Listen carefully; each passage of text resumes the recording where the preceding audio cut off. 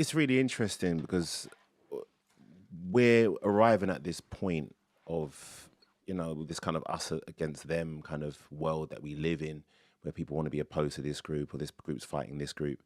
And when you talk about the internet, Tim Berners-Lee was the unifier. He was the one who said, right, you're sending me this document on this format, this person got in this format. Every time we meet up, we haven't read each other's documents because we haven't got a universal format. So that www was the unifying format. But the internet was invented for military purposes. Yeah.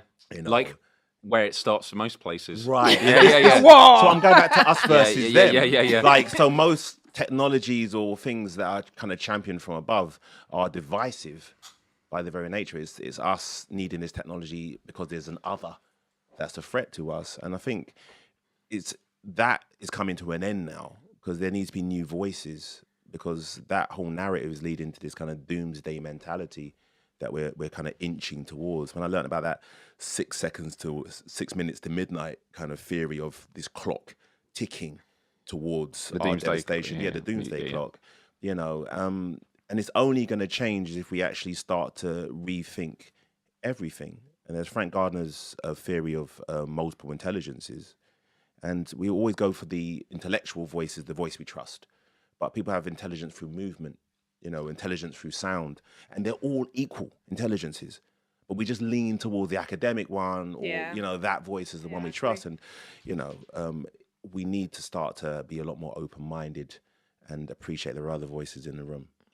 And adding to that, that's why so many young people love YouTube, or just people love YouTube independently, because I have a different voice there. We don't all sound the same, we don't look the same. The platforms, that's why people who are so obscure have such powerful platforms, and this is making the mainstream, I think, not just the corporate world but the media world as well, the corporate media world, think, oh, actually, they don't all have to sound and look visually alike. These people and they have the data for it now. So I think, even though it sometimes feels like a doomsday, there's something happening, and it's so powerful and it's so positive.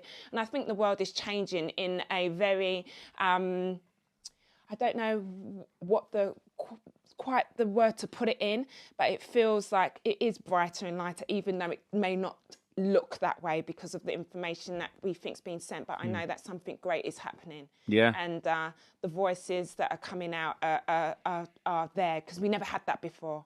Never had that before. Sure. The visuals that I'm seeing now, never seen it before. Just as a woman of colour and a woman who has been brought up in the East End of London, socio-economics aren't, working class, immigrant family.